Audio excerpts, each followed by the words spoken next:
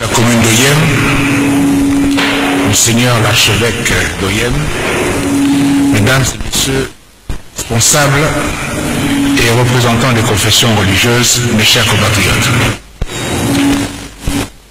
C'est un réel plaisir que je me retrouve à nouveau à Oyem aujourd'hui.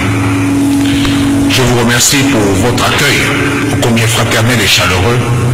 Une fois de plus, le Grand Nord n'a pas dérogé à sa tradition d'hospitalité et d'accueil enthousiaste.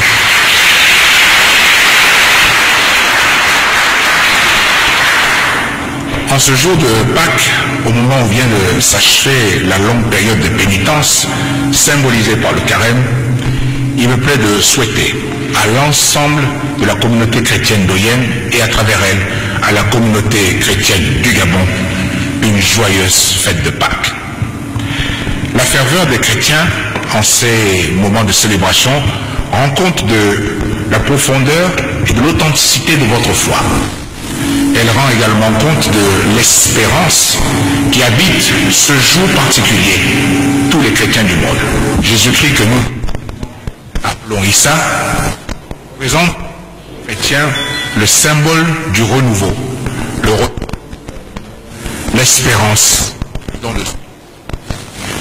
Cette espérance trouve un écho particulièrement favorable dans notre pays. Le Gabon constitue en effet une particularité dans un monde confronté à la montée des intégrismes religieux et politiques. Alors que de nombreuses régions du monde et d'Afrique sont soumises à la haine et la violence, on pourrait même dire violence aveugle, au nom d'un Dieu pourtant miséricordieux, notre pays connaît, lui, une situation particulière, en ce sens que chez nous, chacun peut exercer librement sa foi, tout en respectant celle des autres.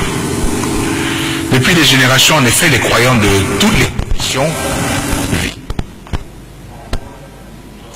dans la paix, l'harmonie et la concorde.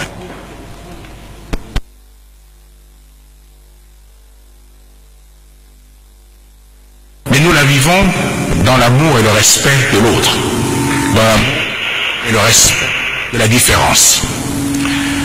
Cette manière de vivre notre foi nous distingue de nombreux pays, en Afrique ou ailleurs, où vivre sa foi peut vous exposer à des incompréhensions et à des persécutions. Mes chers compatriotes, je vous ai dit au début de mon propos que je suis venu à Oyem en réponse à une invitation que m'a adressée Monseigneur Jean Vincent, un ami de longue date. Nous avons la grâce immense de vivre dans un pays où un musulman peut avoir un ami, pour ami un chrétien. Et nous avons la grâce de vivre dans un pays où les fêtes chrétiennes et les fêtes musulmanes sont célébrées par toute la communauté nationale en toute fraternité et en convivialité. Nous vivons dans un pays où il n'est pas rare de voir que des frères et sœurs appartiennent à des confessions religieuses différentes. Je suis né dans l'une de ces nombreuses familles gabonaises où la tolérance est un maître mot. Cette capacité à nous accepter mutuellement n'a été rendue possible que parce que nous avons appris très tôt à comprendre que nos différences doivent être aussi des richesses. Donc grâce à cette tolérance, nous avons également su établir dans notre pays, depuis des générations, un climat de paix, un climat de stabilité. Cette paix est une immense grâce que nous devons préserver pour nous-mêmes et surtout pour nos enfants. Le Gabon, notre pays, jouit des bienfaits de la paix parce que nous en avons hérité de nos prédécesseurs qui en ont fait le ciment de notre société. Il s'agit d'une véritable bénédiction. Une bénédiction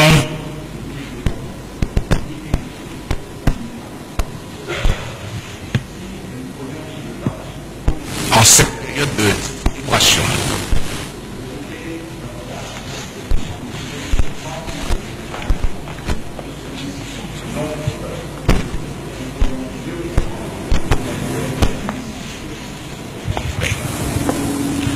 suis donc venu à OIM, mes chers compatriotes, pour manifester à nouveau cette tolérance qui ne doit jamais nous quitter. Mais je suis également venu à OIM pour souligner devant la nation tout entière l'importance de deux exigences fondamentales. Des exigences de civilisation fondamentale à mes yeux. La première de ces exigences, c'est d'abord l'exigence de l'inclusion. Nous devons en effet apprendre à pratiquer l'inclusion et non l'exclusion. L'inclusion est le fondement de la tranquillité, de la paix des cœurs, de la paix entre les citoyens et en définitive de la paix de toute nation. Cette exigence de paix sans réserve est essentielle si nous voulons poursuivre l'édification d'une nation forte, prospère, une nation qui protège et qui rassure chacun.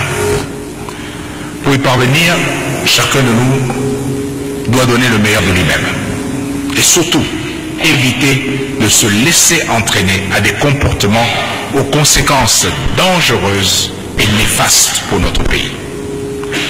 Je voudrais à cet égard paraphraser un grand penseur chrétien, Saint François d'Assise, pour dire avec lui que nous devons tous être des instruments de la paix, pour que là où est l'offense, nous mettions le pardon, pour que là où est l'erreur, nous mettions la vérité, pour que là où est le désespoir, nous mettions l'espérance, et pour que là où est la haine, nous mettions l'amour. Fin de citation.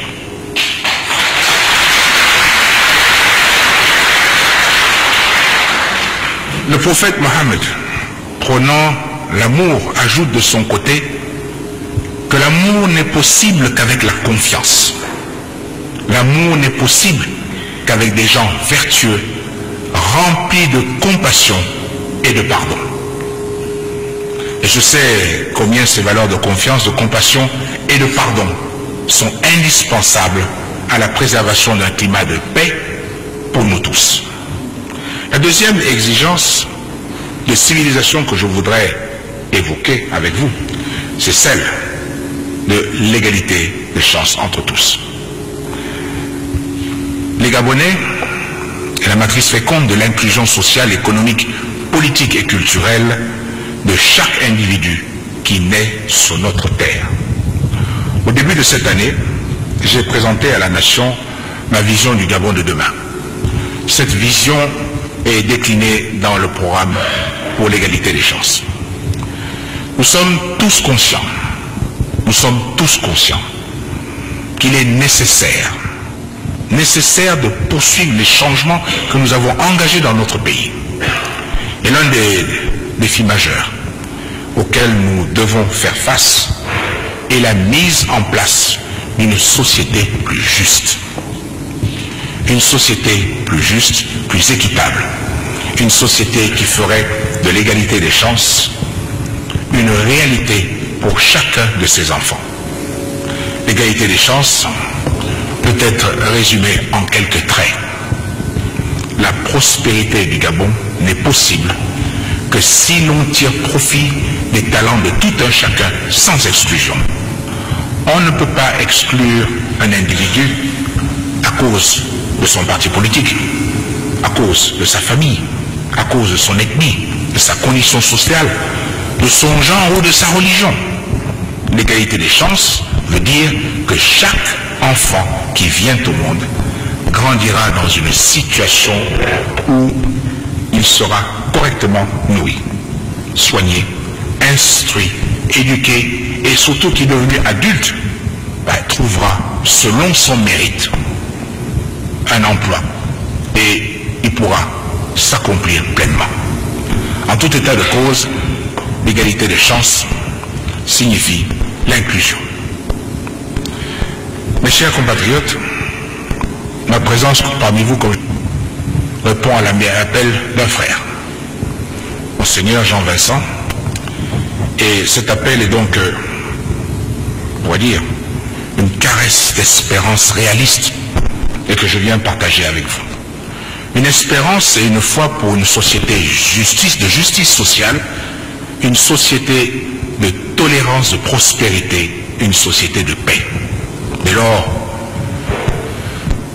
peut-on et comprendrez-vous donc mon inquiétude en tant que citoyen d'abord, mais surtout en tant que chef de l'État, lorsque j'entends s'élever des voix de haine, des voix qui incitent les populations à emprunter des chemins dangereux, des chemins différents de ceux qui ont préservé la paix dans notre pays. Chacun comprendra donc mon inquiétude et ma profonde préoccupation face au torrent de violence verbale qui émaille certains discours et propos. En effet, comment rester indifférent lorsqu'on entend proclamer des choses à l'opposé des deux exigences majeures de civilisation que je viens de rappeler? L'exigence de la paix pour notre nation, l'exigence de l'égalité et des chances pour tous. La charge que le peuple gabonais m'a confiée pour la conduite de la nation, cette charge me fortifie et m'oblige à étouffer, comme dans beaucoup de cas, m'oblige à étouffer ma tristesse d'homme, lorsque je découvre et j'entends certaines choses. Il y a ici et là des appels récurrents à l'intolérance, à l'exclusion, négation absolue des valeurs que nous partageons ensemble, chrétiens comme musulmans. J'entends de plus en plus de personnes clamer des incitations à la haine et à la violence. J'entends des appels pour favoriser une province au détriment d'une autre.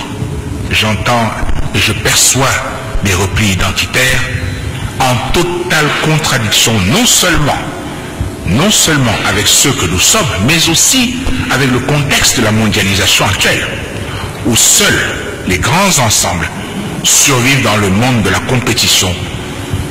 Et cette compétition, elle est la règle non seulement pour les individus, mais surtout aussi pour les États. Certains appellent à favoriser une ethnie au détriment d'une autre. Ils empruntent là une voie qui, loin de chez nous, a conduit à une horreur abominable, avec le massacre de centaines de milliers de personnes au nom de l'ethnie. Il y a des appels à stigmatiser l'autre sur la base de sa pratique religieuse. Alors, la question, comment en est-on arrivé là? Faut-il que certains compatriotes manquent à ce point de projets pour notre pays que leur seule issue semble désormais de chercher à détruire ce que nous avons mis des générations entières à bâtir? Certains manquent à ce point de patriotisme qu'ils en viennent à souhaiter le pire pour notre pays. Mes chers compatriotes, en ce jour béni de Pâques, je vous invite à rejeter toute forme de violence. Car, et vous le savez bien, la haine ne construit pas. La haine ne construit pas. La haine détruit. Et comme j'aime à le rappeler, nous n'avons pas de pays de rechange. De son vivant, le président Omar Bongo Ondimba, mon illustre prédécesseur, avait fait le choix de la paix. Il avait toujours su placer le Gabon au-dessus de toute autre considération. Et c'est ce que fit aussi le président Léomba lorsqu'il proclama Gabon d'abord. Je m'associe à eux pour dire que nous ne construirons notre pays que dans la paix. Uniquement dans la paix. Cela veut donc dire que nous devons rejeter la haine, la division, le tribalisme et la xénophobie. Nous devons rejeter tout discours fondé sur l'exclusion, seule voie pour un Gabon de paix, de tranquillité et de solidarité. Nous devons embrasser l'inclusion. C'est cette inclusion qui, encore une fois, je répète, la seule voie pour nous d'un Gabon de paix et de tranquillité. Certains diront que tout cela ne sont que des paroles en l'air. Eh bien non. Non, car les mots ont des conséquences très lourdes. Et vous le savez, cela a été vécu ailleurs. Ceux-là même qui instrumentalisent les populations aujourd'hui seront demain les premiers, eux, à se mettre à l'abri. Il est évident que l'on ne connaît la valeur d'un bien que lorsqu'on l'a perdu. Car comme l'enseignait saint Augustin dans le livre 19 de la Cité de Dieu, un objet auquel nous étions attachés, vient-il à nous manquer? Son absence devient pour nous l'occasion de nous rendre compte combien nous l'aimions. Ainsi en est-il de la paix. L'intolérance appelle l'intolérance, la haine appelle la haine. La paix, elle appelle la paix. Donc faisons ensemble le choix de la paix pour notre pays. Et pour rappeler à ceux qui incitent à la discrimination aujourd'hui que rien n'est fait et que, en tout état de cause, ils auront à partager la création d'une société intolérante et éventuellement aussi à la création d'une société qui discrimine un enfant dont la seule faute serait d'être né dans la mauvaise ethnie, la mauvaise famille, la mauvaise religion. Mes chers compatriotes, en septembre 2012, devant les chambres du Parlement réunies en congrès, j'avais appelé l'attention des parlementaires et de la nation sur l'impérieuse nécessité de rejeter la haine et l'urgence de préserver la paix. Je m'adresse cette fois-ci aux hommes de Dieu, chrétiens et musulmans, pour vous dire qu'il n'y a rien de pire que l'indifférence. Le devoir des autorités religieuses, c'est d'être cette sentinelle qui veille pour que la haine et l'obscurantisme n'aient pas droit de citer. Travailler à la survenance d'un monde meilleur, c'est aussi dénoncer le mal d'où qu'il vienne. L'indifférence est toujours le choix du pire.